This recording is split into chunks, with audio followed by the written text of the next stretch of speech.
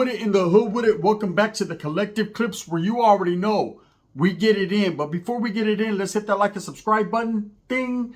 Put your notification bell on all so that way you're directed in the direction of the dope content I'm kicking. And I highly appreciate all the support, man. We're going up on this channel, and it's all because of you. And for that, I can say I'm very humbled, and I'm very much so appreciative. So thank you. I know I couldn't do it without you. So you guys wanted to hear another scary story, right? Ghosts and goblins. Well, here's one for your ass, right? This is one, man, I don't really necessarily speak on because, to be honest with you, I don't know if it's real or not, but I know it got real. You know, it got real, man, and ultimately, you know, everyone involved in this story right here came up short, very short, right? So I have a primo, okay, cousin, who had, I guess you can call it an ex. She's definitely an ex now because she's no longer alive, right?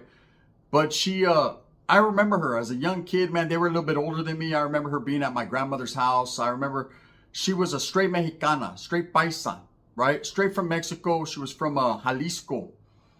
And I remember she barely spoke any English, but she was a beautiful woman. And I remember as a little kid trying to look at the nalgas, you know, little badass Chicano kids, man. We be trying to smack something, right? All the time. But my primo, he always had different chicks. You know, he had the revolving door going on. He was a player. But this one was like, he was sticking with her. This one, they were really doing something. They had started a family. She had a couple kids by him. So they were really together. So I, kind of because he was an older primo, see, the way we are in the Mexican tradition is, even though there are primos, we call them like tios, right? That's just the respect, I guess. You know, that's how it is. I wonder why none of my fucking little second cousins call me tio. They all call me primo. I don't get that fucking respect, right? But, you know, we had primos that we called like tios. And so, you know, we'd call, which means uncle. We'd call their old ladies like tia and whatever. You know, it was different. She was a hood rat. She was just, can I get a mamon? That was her name, right? But, you know, for the most part, they were all tias and stuff. And so I started to get used to this chick. She started to be around a lot, all the family functions, whatever, right? And again, like I said, she was very beautiful, but there were some things about her. When I'd go to their pad, because they every once in a while they'd babysit me or I'd go trip out over there. They and this was right before I went to the youth authority. I was about 7, 8 years old, 9 years old. I'd like going to their house because my primo was just cool, man. He was one of those laid back dudes, old school norteño OG. You know, always just rolling his joints, kicking back, watching Ricky Lake, just doing his thing. And his chick was cooking all the time in the kitchen. I remember it smelled good in their pad. She cooked good. So I always wanted to be over there. I just felt comfortable. You know, their house was very clean. One thing about a Mexicana from Mexico, the house is very clean. It's immaculate. It smells like fabuloso. It was all good, right? Plus she had ass, and I like to look at it. So anyways, I was over there constantly, and they would get into arguments. I started to notice. You know, I don't know what they argued over. I was too young to understand, but they started to trip out on each other a lot, right? So I remember that my primo had broken up with her, or she left him. Regardless of whatever happened, they left, right? She left, or they split up. But it was like a back and forth thing. She'd leave for a little while, then come back. She didn't have anywhere to go. She had friends that she had met, but like I said, she was deep down from the jungles of Mexico, so all her family was from Mexico. I didn't really know their business like that. If she had any family, you know, in California, I just know that every time she would be at my grandmother's house or my tia's house or one of her homegirls' house, she didn't have many places to go. And everybody knew that my primo was all hooked on her, so that they were going to get back together.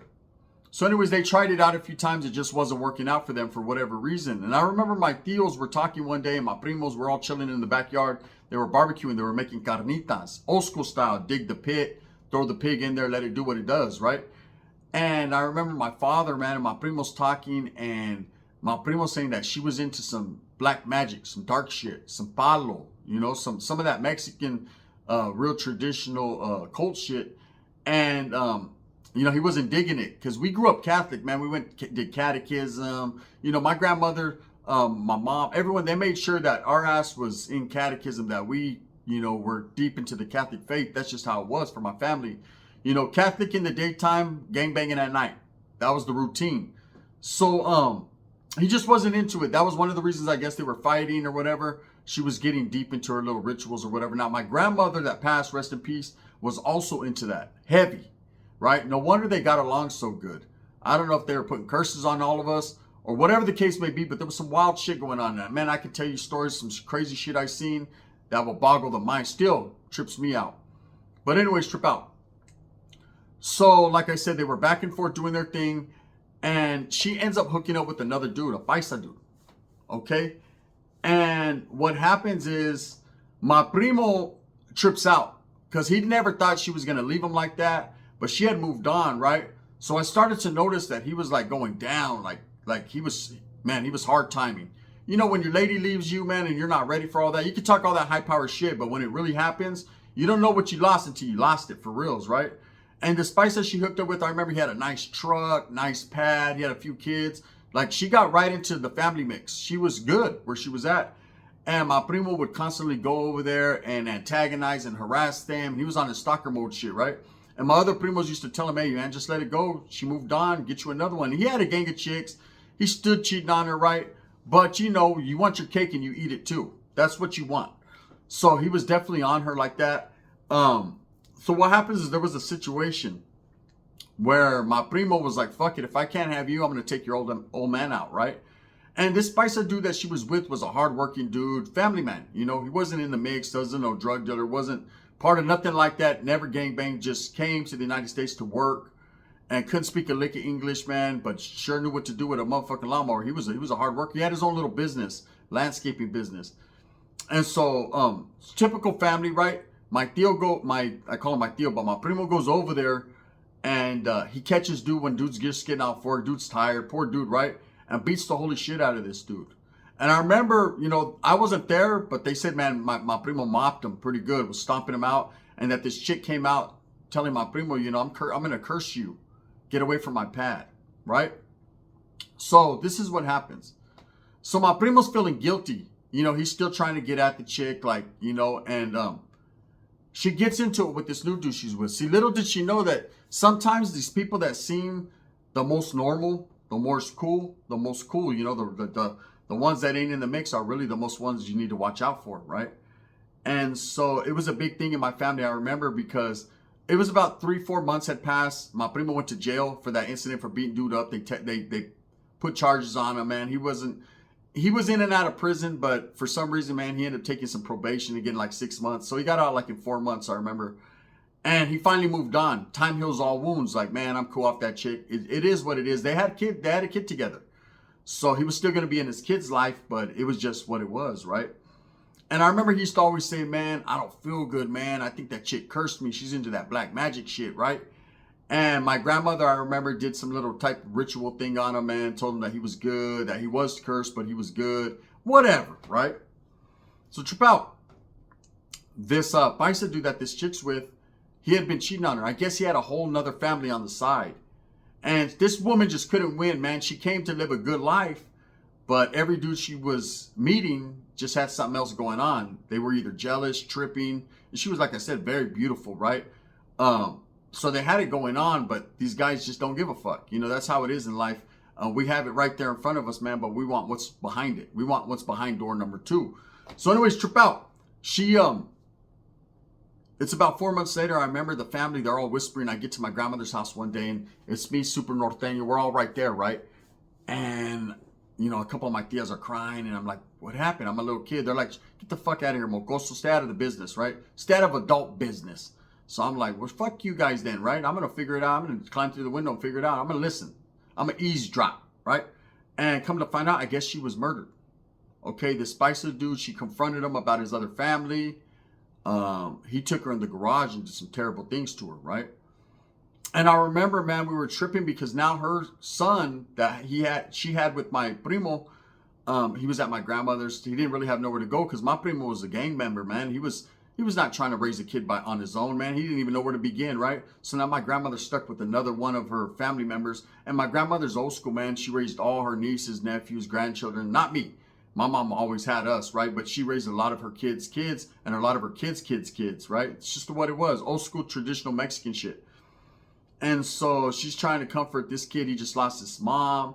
And it's crazy. You know, everyone thinking, damn, what's up with this guy, right? So my primo's going crazy. He's telling everyone, man, if he sees this dude was on the run. Word was he went back to Mexico, right? He's gonna smack his shit. He's gonna smack his whole family. All this and that. Just talking that high power shit. But he was really meaning it because he was in love with that chick. Even though she left him and he had got over her, you never really truly get over the one you love the most, right? And so this is what happened. So the paisa, he ends up leaving. He ends up leaving for a while, and everybody knew who he was, what he looked like. And so his face was in the newspaper, like they were looking for him for a murder charge, right?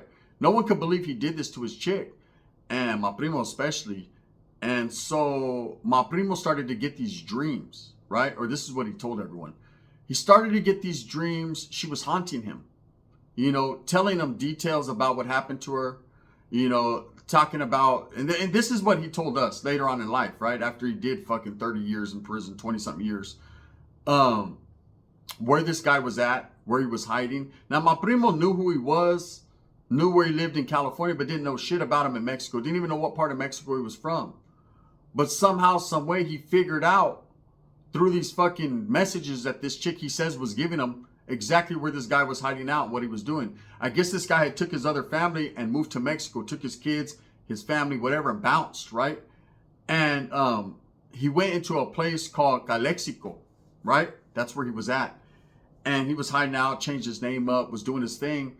And my primo kept saying he kept getting these visions at night, getting haunted by his ex, right? Telling him where this fool was. He said, man, because I talked to him later. He was like, damn, fool, that shit was real. Like if she was right there, he goes, it'd bring tears to my eyes. I wake up like crying, like, what the fuck, right?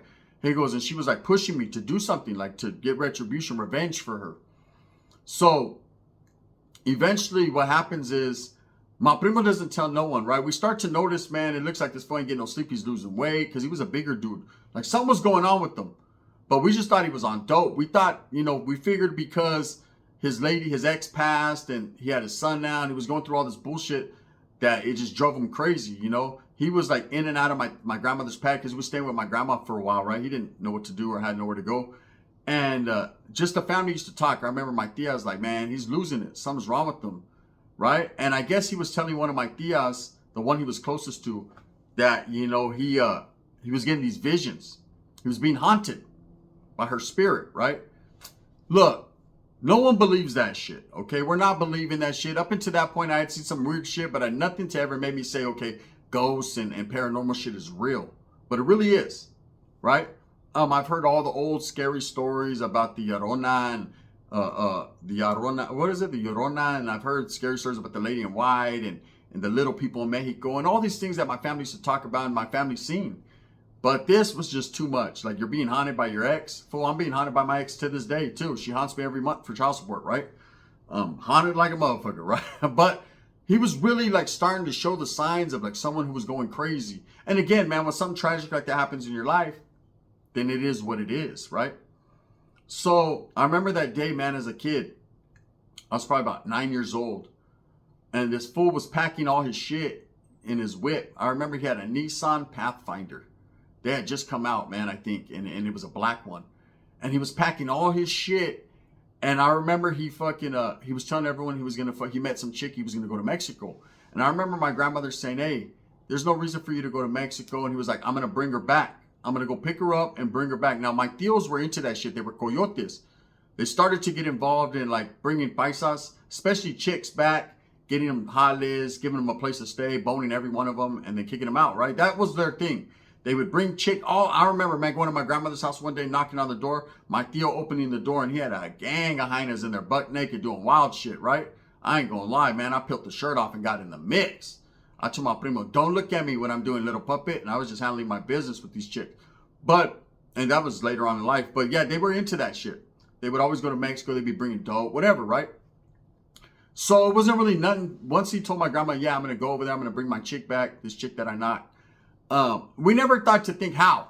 This was way before cell phones were popping. People still had pagers. How the fuck are you communicating with this chick? Writing her letters back and forth? Whatever. No one thought to ask, like, what's really going on? I remember he was very quiet. He had changed, man. He wasn't hanging around with homies no more, gang banging. He wasn't doing none of that. He was at home in the dark in his room. And he kept saying, man, she's telling me to do this. She's telling me to do that. No one believed this shit. So anyways, this fool bounces. I remember, man, it was a long time until I seen him again. And so this is what happened. So I guess he says this chick haunted him and forced his hand and led him right to this guy. Now, some of you are not going to believe it. Sometimes I'm like, no way, bro. You must have did your proper homework and found out. But how? He didn't know this dude's new name. He didn't know what part of Mexico this dude was from. This motherfucker went right to his doorstep. Right? Let me explain what happens. So he drives all night, gets there, takes him about 8 hours to get to Mex, right?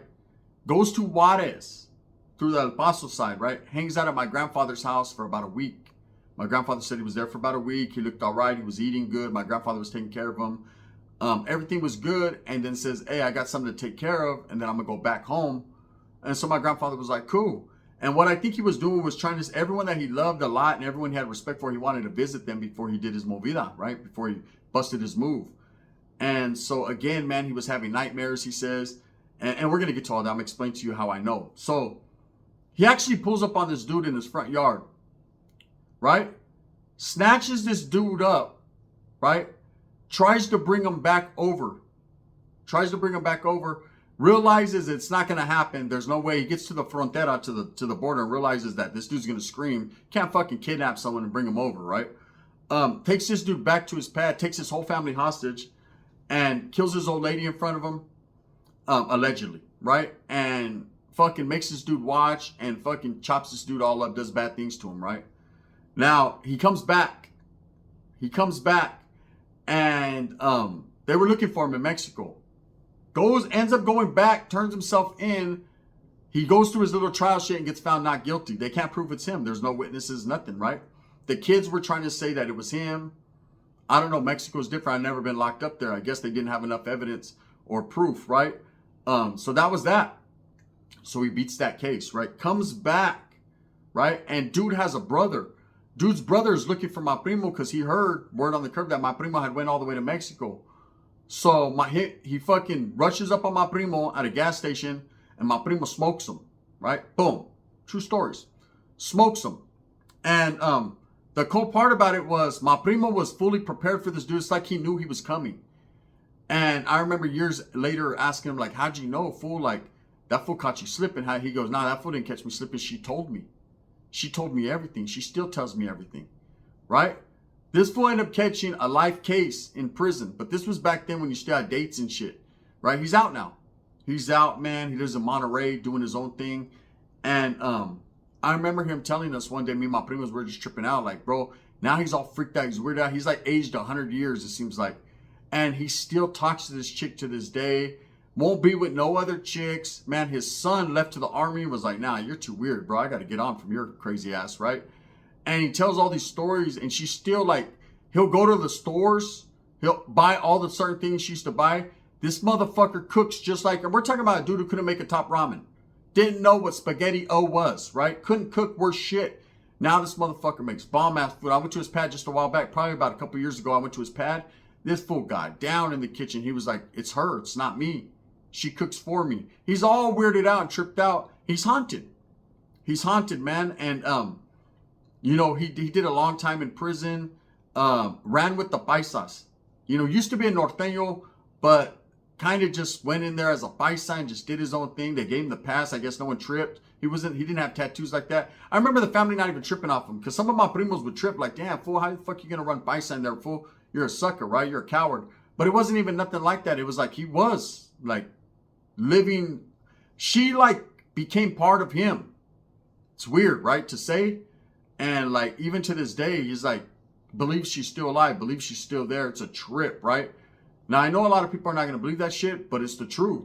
You know, to this day, this fool is like fucking all weirded out and he goes to places that her and him used to go to. And I think it's, and I remember as a kid thinking, when I went to YA in prison, did all my thing, you know, as a youngster hearing about it, I was like, nah, that fool was just, he just couldn't accept the fact that he lost her. So he fucking flipped out, went and did all that shit in Mexico and then shot dude's brother, right? But the truth is, now that I see him, there's a difference in him. You could tell he's haunted.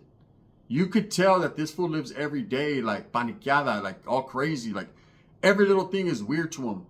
And like I said, you don't just learn to fucking cook in prison overnight. some of these meals that she used to make, that I know these smells, these same smells that I used to smell when I was a little kid. That's what I smell.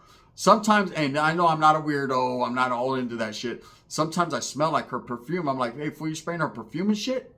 That fool's like, nah, it's her. She's here. She's present, right? And so I guess she haunted him into retribution, into revenge, right?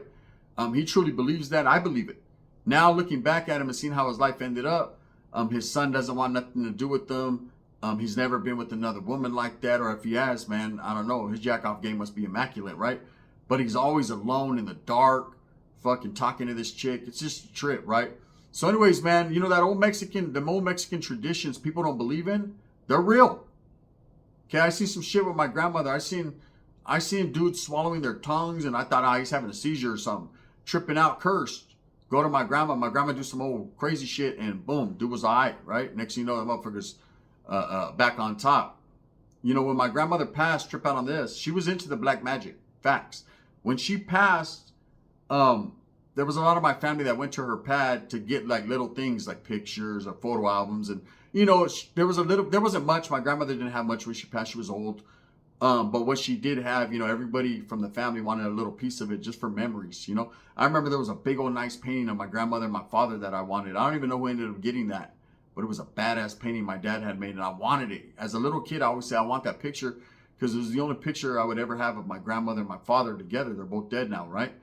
And I remember always wanting it. I don't know who got it, but anyways, fucking when me and my cousin, we were looking through my grandmother's drawers, seeing if we could find pictures or whatever, just little shit. We found voodoo dolls. They were like this big, of the whole family, with our initials on them and everything.